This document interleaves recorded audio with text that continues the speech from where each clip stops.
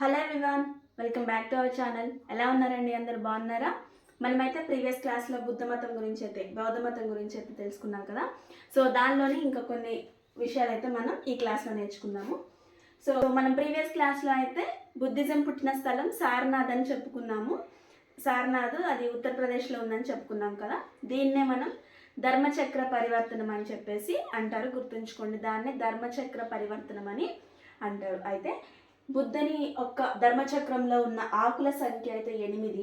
అలాగే మనకు తెలిసినటువంటి అశోక చక్రంలో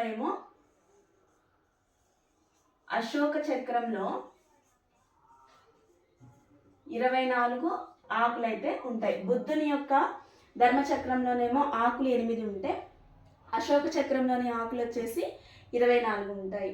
అలాగే బుద్ధుని యొక్క ప్రియ శిష్యుడు వచ్చేసి ఆనందుడు. ఇతను సుత్త పీఠకాన్ని అయితే రచించాడు. సుత్త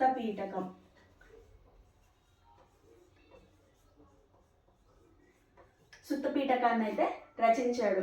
అయితే ఇతను ఈ సుత్త పీఠకం రచించడానికంటే ముందు ఈ బుద్ధుని యొక్క బోధనల వల్ల పెళ్ళి వద్దు అనుకొని చెప్పేసి ఇతను బుద్ధుని యొక్క శిష్యుడిగా అయితే మారాడు. ఎవరు అనంటే ఆనందుడు. ఆ తర్వాత బుద్ధుని యొక్క మరొక శిష్యుడు ఎవరు అనంటే ఉపాలి. ఇతను వినయ పీఠకాన్ని అయితే రచించాడు. వినయ పీఠకాన్ని అయితే రచించాడు. ప్రియ శిష్యుడు వచ్చేసి ఆనందుడు. బుద్ధుని యొక్క మరొక శిష్యుడు వచ్చేసి ఉపాలి. ఇతను వినయ పీఠకాన్ని రచించాడు. ఆనందుడు వచ్చేసి సుత్త పీఠకాన్ని అయితే రచించాడు. బుద్ధుని బోధనల వల్ల మంచిగా మారినటువంటి బందిపోటు వచ్చేసి అంగుళీమాల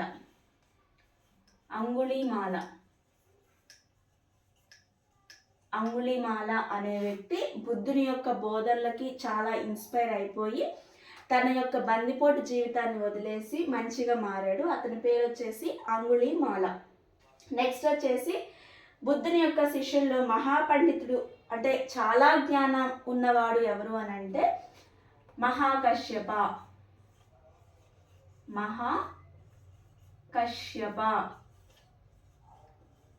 ఇతను బుద్ధుని యొక్క శిష్యులలో మహాజ్ఞాని అనమాట. మహాపండితుడు, బాగా చదువుకున్నవాడు, మంచి పండితుడు అనమాట. అలాగే బుద్ధుని బోధన వల్ల వేశ్య వృత్తిని మానేసినటువంటి స్త్రీ ఎవరు అనంటే అమ్రపాలి. ఈమె బుద్ధుని యొక్క బోధనలకు తను కూడా ఇన్స్పైర్ అయిపోయి తన యొక్క వేశ్య వృత్తిని వదిలేసి మంచిగా మారింది. ఆమె పేరు వచ్చేసి అమ్రపాలి. బందిపోటు దొంగగా నుంచి మంచిగా మారిన వ్యక్తి వచ్చేసి అంగుళీమాల. వేశ్య వృత్తిని మానేసిన స్త్రీ వచ్చేసి అమ్రపాలి. నెక్స్ట్ వచ్చేసి ధనిక శిష్యుడు. ఈ ధనిక శిష్యుడు వచ్చేసి వేశ్య వృత్తిని మానేసినటువంటి స్త్రీ వచ్చేసి అమ్రపాలి. బుద్ధుని యొక్క శిష్యుల్లో ధనిక శిష్యుడు ఎవరు అని అంటే అనంత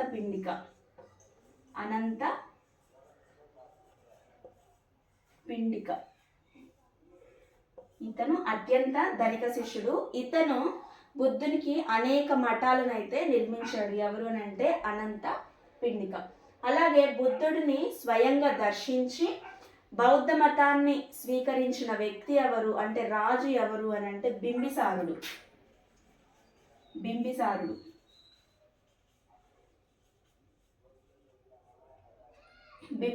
అంటే బుద్ధుడిని గురించి తెలుసుకొని బుద్ధుడిని స్వయంగా వెళ్ళి బుద్ధుడిని ఒకసారి దర్శించుకొని ఆ తర్వాత మారదామని చెప్పేసి వెళ్ళి బుద్ధుడిని దర్శించిన తర్వాత తన బోధనలతో మారినటువంటి రాజు వచ్చేసి బింబిసారుడు అనమాట. మళ్ళీ ఒకసారి చూడండి, ధర్మచక్రంలో బుద్ధుని యొక్క ధర్మచక్రంలో ఉన్నటువంటి ఆకులు 8, అశోక చక్రంలో ఉన్నటువంటి ఆకుల సంఖ్య 24.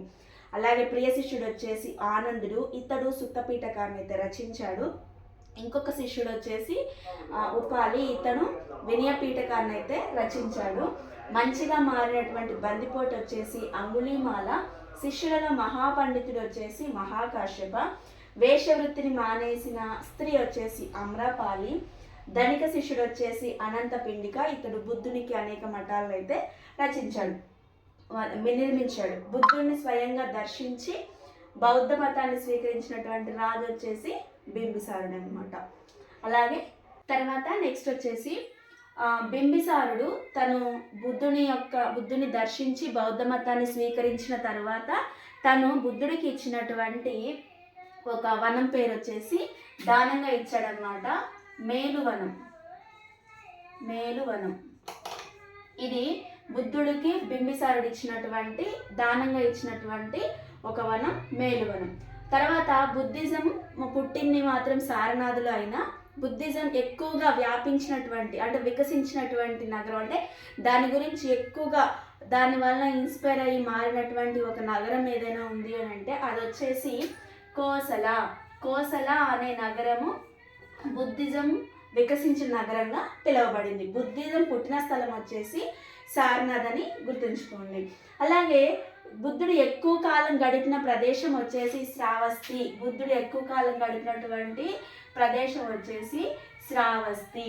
తర్వాత బౌద్ధ మతాన్ని తొలిసారిగా స్వీకరించినటువంటి స్త్రీ ఎవరు అని అంటే మహాప్రజాపతి గౌతమి. నేను ఇక్కడ షార్ట్కట్లో రాస్తున్నానండి, ప్లేస్ సరిపోక, మీరు ఫుల్ నేమ్ రాసుకోవచ్చు. మహాప్రజాపతి గౌతమి. ఈ మహాప్రజాపతి గౌతమి బుద్ధుని యొక్క మారుతల్లి, అంటే సవతి తల్లి అనమాట. చనిపోయిన తర్వాత బుద్ధుని యొక్క తండ్రి ఈ మహాప్రజాపతి గౌతమిని అయితే పెళ్లి చేసుకున్నాడు అనమాట. ఈమె తొలిసారిగా బౌద్ధ మతాన్ని స్వీకరించినటువంటి మహిళగా చరిత్రకెక్కింది. అలాగే తన కుమార్తెను బ్రతికించమని చెప్పేసి బుద్ధుని దగ్గరకు వచ్చి వేడుకొన్నటువంటి మహిళ ఎవరు అని అంటే కిస గౌతమి. ఈ కిస గౌతమినే మనం ఆల్రెడీ బుద్ధ మతం గురించి చెప్పుకున్నటువంటి ఫస్ట్ క్లాస్లో చెప్పుకున్నాము. ఈ కిస గౌతమి వచ్చేసి బుద్ధుడిని ప్రేమించినటువంటి స్త్రీగా మనమైతే పేర్కొన్నాము. ఆ కిస గౌతమియే తన కుమార్తెను బ్రతికించమని చెప్పి బుద్ధుని దగ్గరకు వచ్చేసి వేడుకున్నది. అలాగే బుద్ధుడు చాళుక్యులకు మధ్య ఒక వివాదం అయితే ఏర్పడిందనమాట. దేనివల్ల ఆ వివాదం అంటే రోహిణి నది గురించి ఒక వివాదం ఏర్పడింది. ఆ వివాదాన్ని అయితే బుద్ధుడైతే దాన్ని పరిష్కరించాడు. ఎవరెవరికి వచ్చింది అని అంటే చాళుక్యులకు కొళీలకు మధ్యలో ఈ వివాదం అయితే వచ్చింది. ఏ నది అని అంటే రోహిణి నది అని గుర్తుంచుకోండి. రోహిణి నది. ఈ రోహిణి నది వల్ల బుద్ధుడు చాళుక్యులకు కొళీలకు మధ్య వచ్చిన వివాదాన్ని అయితే పరిష్కరించాడు. నెక్స్ట్ వచ్చేసి బుద్ధుడు పురోహితుల ఆధిపత్యాన్ని అలాగే వేదాలను అయితే ఖండించడం జరిగింది. పురోహితుల యొక్క ఆధిపత్యాన్ని అలాగే వేదాలని ఖండించడం జరిగింది బుద్ధుడు. అయితే బుద్ధుడు ఇంకొక మాట కూడా చెప్పాడు. ఏమంటే ఏ మతాన్నైనా స్వీకరించవచ్చు, ఏ మతం ద్వారా అయినా సరే కూడా మోక్షం పొందొచ్చు అని చెప్పేసి చెప్పాడనమాట. పర్టికులర్గా ఈ మతమే అని ఏం చెప్పలేదు, కానీ తను నేర్చుకున్నటువంటి జ్ఞానం, తనకు వచ్చినటువంటి జ్ఞానంతో ఏం చెప్పాడు అని అంటే ఏ మతంలో పుట్టినా సరే ఆ మతం ద్వారానే మోక్షం పొందొచ్చు అని అయితే బుద్ధుడు చెప్పాడు. అయితే బుద్ధుడు పురోహితుల ఆనాటి కాలంలో ఉన్నటువంటి కొన్ని పరిస్థితులను బట్టి పురోహితుల ఆధిపత్యాన్ని వేదాల్ని అయితే ఖండించడం జరిగింది గౌతమ బుద్ధుడు. అయితే బుద్ధుడు పునర్జన్మపై అయితే విశ్వాసం ఉంచాడు. బుద్ధుడు అయితే పునర్జన్మపై విశ్వాసాన్ని అయితే ఉంచాడనమాట. బుద్ధుడు సిద్ధాంతాలని ఆర్య సత్యాలు అంటారు. అవి వచ్చేసి 4. ఆర్య సత్యాలు వచ్చేసి 4. బుద్ధుడి సిద్ధాంతాలను ఏమంటారు అని అంటే ఆర్య సత్యాలు అంటారు. అవి వచ్చేసి 4 అనమాట. ఈ పాయింట్స్ అయితే గుర్తుంచుకోండి. నేను కొన్ని షార్ట్కట్లో అయితే రాశాను. సో నేను చెప్పేటప్పుడు మాత్రం ఫుల్ నేమ్స్ అయితే నేను ఇక్కడ ప్రొనౌన్స్ చేస్తాను కాబట్టి మీరు రాసుకునేటప్పుడు అలా అయితే రాసుకోండి, మీకు గుర్తుంటుంది. నెక్స్ట్ వచ్చేసి బుద్ధుడు యొక్క ఆర్య సత్యాల గురించి అయితే ఇప్పుడు మనం నేర్చుకున్నాము, ఏమేమి ఉంటాయి అని అయితే నేర్చుకున్నాము. నెక్స్ట్ వచ్చేసి త్రిరత్నాలు అనమాట.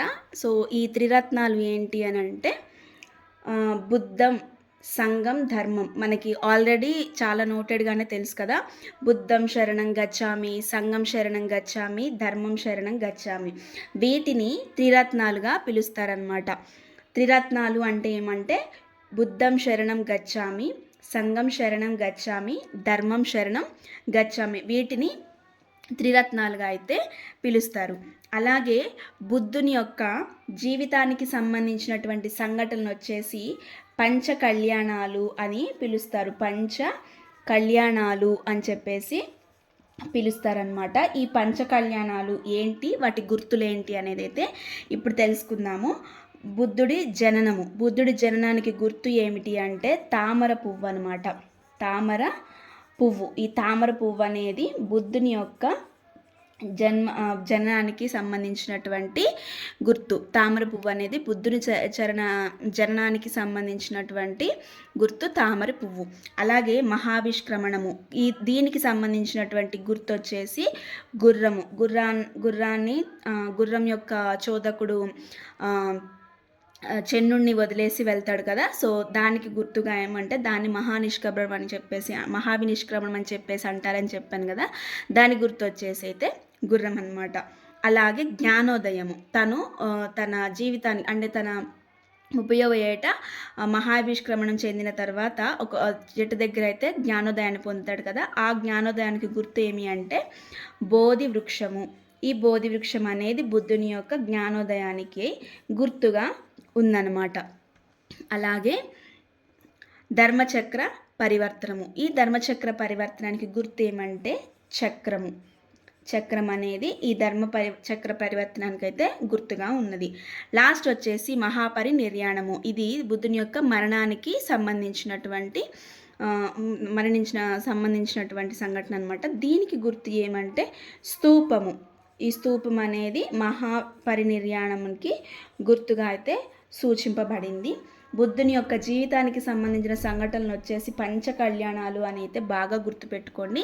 వాటికి సంబంధించి పంచ కళ్యాణాల్లో ఫస్ట్ వచ్చేసి జననము, నెక్స్ట్ వచ్చేసి మహావినిష్క్రమణము, థర్డ్ వచ్చేసి జ్ఞానోదయము, ఫోర్త్ వచ్చేసి ధర్మచక్ర పరివర్తనము, ఫిఫ్త్ వచ్చేసి మహాపరినిర్యాణము. వీటి యొక్క గుర్తులు: జననానికి గుర్తు తామర పువ్వు, మహావినిష్క్రమణానికి గుర్రము, జ్ఞానోదయానికి బోధి వృక్షము, ధర్మచక్ర పరివర్తనానికి చక్రము, అలాగే మహాపరినిర్యాణానికి వచ్చేసి స్తూపాన్ని అయితే మనం ఇక్కడ గుర్తులుగా అయితే మనం తెలుసుకోవచ్చు అన్నమాట. త్రిరత్నాలు ఆల్రెడీ తెలుసు కదా, బుద్ధం శరణం గచ్చామి, సంఘం శరణం గచ్చామి, ధర్మం శరణం గచ్చామిగా తెలుసుకోవచ్చు అన్నమాట.